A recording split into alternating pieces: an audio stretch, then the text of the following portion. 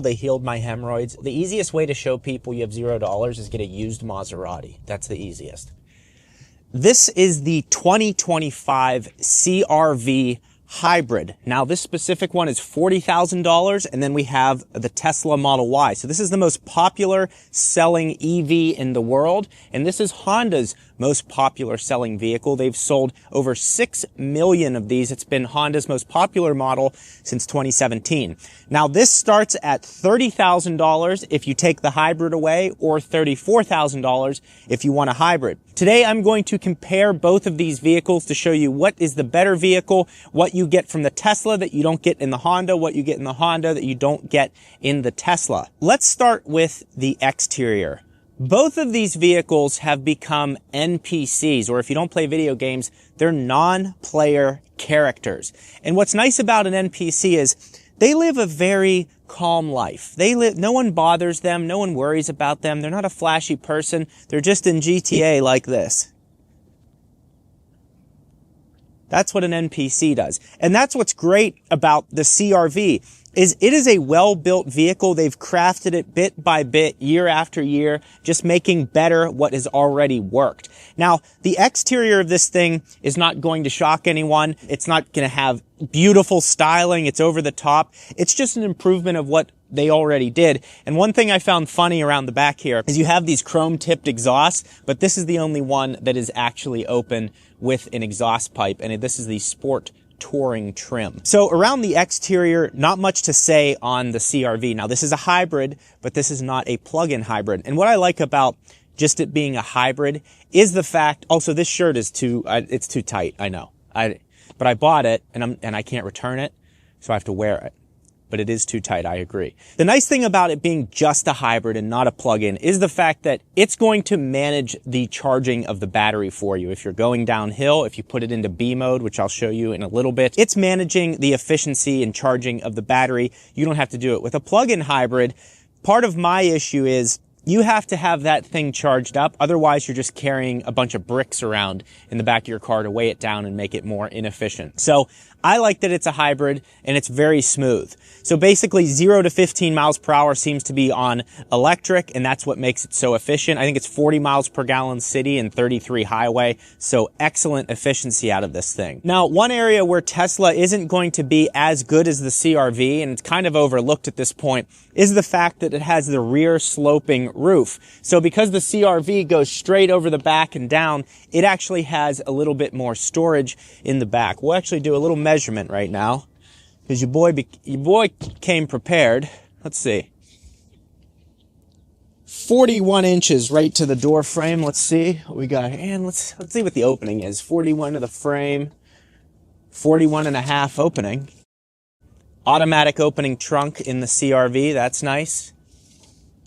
Oh, okay. Well, you know, there's this little ramp here, but I guess that's always in the way, isn't it?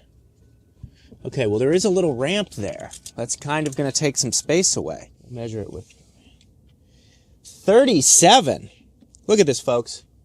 37 inches, and I'm measuring to this area where the trunk actually closes. So 4 more inches for the Model Y, which is surprising. Let's see about the opening here. 42 on the opening. So it's an inch wider, but 4 inches less depth. But you do have, again, significantly higher roof space here. Well, let's just do facts. Let's see here. 32.5 inches tall. Yeah, it's actually surprisingly, it's like you open it up, it seems like there's a lot of space, but there's actually not. 32.5. Let's go over here. Yeah. 27.5. So 5 inches less of space, and that's just right here, and it continues to decrease down the back. So despite it having more depth here, you lose a little bit on height. So things like boxes, potentially an electric scooter or wheelchair or something, might have more issues in this, or you might have to fold seats down, where in the CR-V you might not have to. But one thing that Tesla does better than anyone is efficient use of space. And they have a sub-trunk compartment here that we have a bunch of things stored in the bottom. And they also have the frunk of the vehicle, which is very useful. It's useful for the big road trips when you're packing these things full. There's so many places to put stuff where you don't have that ability in the CR-V. Now, let's jump into the CR-V. Put this down. let's jump into the CRV and check out the infotainment. Just getting into the CRV, one thing that I absolutely love and that shocked me are the seats. These seats are incredibly comfortable. I couldn't believe, because the Model Y seats are excellent. These seats, you just fall into them. It doesn't matter if you're 100 pounds or 500 pounds, these seats are going to embrace you. And I like that a lot. Steering wheel is actually a nice plush leather. Feels quality. It doesn't feel, it almost feels, I would say, BMW nice. I would say it feels about like a 3 Series. So very nice job there. On the door panel here, it's simple. Again, you actually have, some leather, this is just rubber or some foam here, but it looks nice and it feels decent. And then on this touch point here, you have the leather with the orange stitching that matches the orange stitching on the seats. Now, no matter what CRV you get, you can only get it with a black interior. The base model comes with cloth seats. The upgraded models come with these leather seats. So comfortable. I can't say enough about that. The other thing I like is the honeycomb design across the grille in here. That's a very nice touch. I remember that on the Civic Type R and the Civic Si that I've reviewed. This button right here will open up the trunk for you, so that's a nice feature. Adjust your mirrors, all that basic stuff. But let's look at the infotainment. So we'll start this thing up. And immediately what was kind of funny to me is this dash here. This display right in front of you is partially digital and partially analog. So you can't even argue and say, well, I like analog or I like digital, because they did both. They pleased everyone, which was very nice of them. So over on the digital part, you're able to have it set to your phone, what audio is going, your speed or the time, range and fuel, all that type of stuff. So you can see range, 348 miles of range. The tank isn't quite full, and we're getting an average of 32.5 miles per gallon. So that is a nice feature there. And then you have your analog display, which I find that's kind of funny that they, for some reason, decided to do that, but that's what Honda's been doing for a little while now. And then you have this infotainment here. So this infotainment system, it's just, again, it's like an NPC. It's not anything groundbreaking, but I also appreciate that Honda is just making a good system. They're not going for some over-the-top system, and they're keeping their cars fairly priced. I love these dials right here because they have like a digital readout to them here. So there's actually a digital readout. And then over here you have your sync button and all that type of stuff. This has heated seats. You cannot get a CRV with cooled seats, which I think is a miss. I think they should have put cooled seats in this. And then you have your drive modes down on the center display here. So we can go from, let's see what we got here. We have snow, econ, normal, and sport mode. So those are the different drive modes. I've just left it in economy. But I do want to show you the actual infotainment. Now, it does have Apple CarPlay or Android Auto, so you have all of that.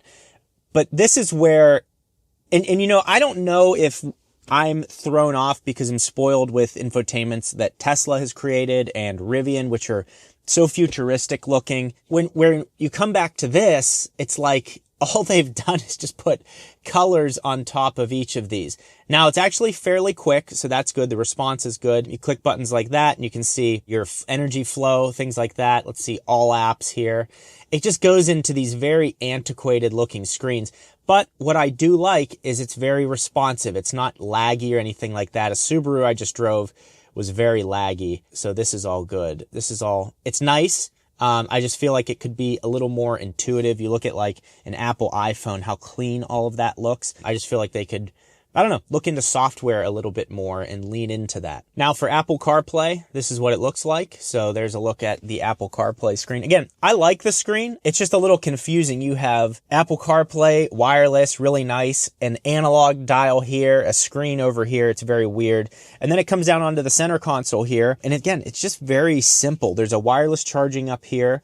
There's USB-C and USB-A ports, as well as a 12 volt. And surprisingly, in the center console, there's absolutely nothing. There are no charge ports. There's no outlets or anything. You just have this tray, which you can move from here to here. And then you have this little shelf down here, which is probably useful for something, maybe cigarettes or something. You could have maybe 3 Marlboros stacked here, ready to go when you're in traffic and stressed out. So maybe that's what you could use that for. Glove compartment over here, very, very simple. And then again, the honeycomb mesh across this. So I can't say enough about, I guess it also has lane keep assist, dynamic cruise control, all that stuff. Sunroof, put your sunglasses here. It has all the, you know, all the normal stuff. They've just done a nice job of improving what's already working, and the price isn't crazy. I think fully loaded, you're looking at around $41,000. But I just think this is a nice value. It's nice that it's a hybrid because you're getting more efficiency in the city. You're going to get a ton of range out of this, and you don't have to bother with charging in any way. So let's take a look at the Tesla. You jump in the Tesla and it becomes even more simplistic than that. You have one screen, you have no buttons in here. So that can be intimidating to a lot of people. What I mean about the software in this, though, is like you have this energy graph here that shows exactly what efficiency you're running at and the real world predicted range that you are getting or going to get based on how you're driving. You then have all of these screens here, which are very easy to access. Everything's very nicely laid out, and there's updates that happen to this that let it become better over time. They take feedback from customers.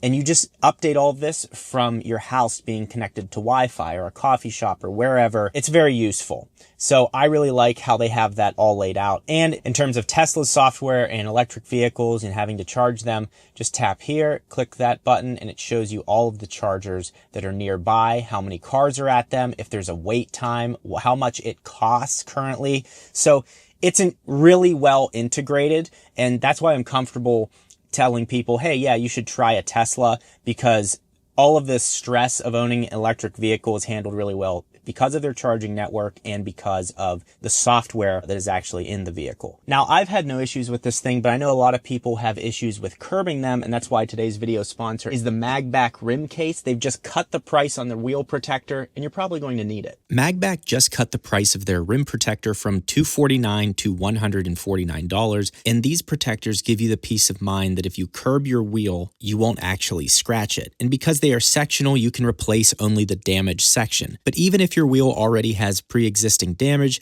this will cover it perfectly at a fraction of the cost of painting them. They come in red, white, and black and will perfectly match your wheel, whether it's a Model Y Performance or Model 3 Performance or just the 20-inch induction wheels on the Model Y. And if you use code Gjeebs15 at checkout, it brings your price down to $126. So check out magback.com. They have some great Tesla accessories, and my code Gjeebs15 will give you a discount on your entire order. The Fantic recommended PSI for the CR-V is 33 all around. So in the Tesla, what you get, the main difference, hey look, that guy's got the same PPF as me. Hello, sir. Yes, it's me. You just get sporty performance at a level that no Honda right now produces this type of performance. Even the Type R isn't this quick accelerating. That's a huge part of the benefit of getting the Tesla, is you have luxury plus performance in this thing. It's immediate. You can overtake cars. You can beat almost anyone off the line. And not that you're going to do that every time, but it is fun. You also have an excellent all-wheel drive system. You can get this in rear-wheel drive or all-wheel drive. The CR-V you can get in front-wheel drive or all-wheel drive. So they can both have them in that. And this is still more efficient. The big problem that I have with my biggest complaint with my Tesla over time is pretty simple. It's just been the range on road trips. If you go 65 to 70 miles per hour with no air conditioning on, then you'll pretty much get your range. But no one's going to do that. Look at that. It's so quick. And that's just something that the CR-V cannot get. So the range on long road trips, it's going to be, I think it's generally what I've found, it's about 70% of what they advertise for what the EPA ratings are. This originally got 316 miles of range. On highway speeds, I'm lucky to get 230 to 250. That's doing really well. Generally, it's around that 200 range. And they want you to keep it between 20 and 80%, so that eliminates another 40%. So that's the one area where people get annoyed. Now, for me, having kids, you're stopping. It's actually nice to have the quick stops, the 15 to 20 minute charging sessions, and you're back on the road. But the CR-V will absolutely be better on road trips in terms of getting somewhere quicker. Another example is generally on about a 700 mile trip, I've noticed that adds about 1 hour of charging. So just something to consider. But other than that, the autopilot is so much better than what Honda's is going to have. Honda does have lane keep assist and dynamic cruise control. But look at my Tesla. right here. And this isn't full self-driving. This is free. This comes with the vehicle. It stays in the lanes. It keeps a safe distance from the car in front of you. You can adjust all of that, but it just works incredibly well. And I love having this on road trips. Sometimes you will get phantom braking, but for the most part, it's gotten much better. And I just love having it. And you can easily engage it on roads like this. So if you have a kid in the back seat and they're crying or something like that, you're able to double click this and have the car at least paying attention for you while you may have to briefly check back here. Now I know, okay, always keep your eyes on the road. I know, but sometimes, you know, as a parent, things are going crazy back here and you gotta settle it down. So, but I've really enjoyed owning this. I still stand by for a daily driver for around town. There's nothing more efficient. There's nothing more convenient. There's nothing more useful than a Tesla Model 3 or a Tesla Model Y. But again, it's an electric vehicle. Maybe you don't have charging at home. Maybe you're in an apartment. There's no charger. Maybe you don't have charging at work, etc. Some people have free charging at work. They buy a Tesla. They charge for free. That's a life hack. Now you're not spending anything on fueling your vehicle at all. So the technology in here is excellent. This is a 2020 model. They just came out with the Juniper version, and that redesign makes it way nicer than this even is. But overall, it's been very solid. So now that we've covered this, again, the main thing is the software updates are so good. This is a 2020. It still gets new features added to it. It's gotten better over time. The features have. They even at one point, so if I put the turn signal on, see how it uses the camera on the car here? It was starting to look washed out. So they somehow through software made the color better on this screen. And I don't know how that's possible because the hardware stayed the same. So they did some type of software hack. Oh, there's some chargers there. Oh. They did some type of software hack, or that's what I'm going to call it because I don't know anything about software and how to develop it.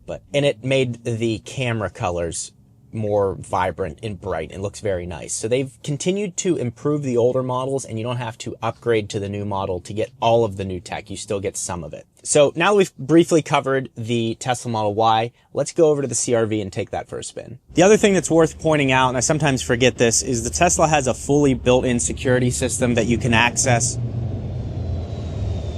This guy, the bike's riding him. Humpty Dumpty's riding his motorcycle over there. Hopefully he falls off the wall. But it has a built-in security system. So if someone's like playing around with your car or gets near it, you'll get a notification to your phone that something's happening. You'll be able to access it and see it live, and you're able to click these screens and see exactly what's going on. So you can see Andrew and I standing here right now. You can even check the cabin. If they smash the windows, you can see what the temperature is, all that stuff. So really useful feature built into here. You don't even realize how useful it is until you have it, especially for accidents. It acts as a built-in dash cam. So let's jump in the CR-V, take it for a drive. The CR-V is really nice to be in. Sits up at a perfect height. Got our sunroof here that we could, you could dump them out of the top if you wanted. If you're going down the Vegas Strip and you want to throw those things around, you can. And that's nice. It sits up really nice. It's very efficient. The ride quality is exactly what you'd expect it to be. It's very comfortable. You're lacking that performance that you get in the Model Y. That's a huge thing if you care about it. If you don't care, then this is probably the way to go. You don't have to mess with charging. You got your Apple CarPlay here, so that's all good. It has a Bose sound system. These seats are so comfortable, they healed my hemorrhoids immediately. They are so comfortable in this thing. I got in and the hemorrhoids just went, all done here. So that's been really nice. They're healing seats. It also has this Eco Assist mode. Eco stands for economy, and we have a great one, getting better. But the Eco mode, this is cool. So it has drive here, right? And then it has B. So B, we're just going to call it brake mode. And basically, regen just kicks in like an electric vehicle. So an electric vehicle, you don't have to use the brakes that much because of regenerative braking. It puts energy back into the battery. So downhill, you actually gain range. In this, you will actually put energy back into the vehicle just by letting off, and you have a mode. So if I put it in drive, it drives and glides just like any regular car would. If I put it into B mode, you can feel it decelerate a little bit. And when I hit the brakes, you can see it goes all the way down to charge.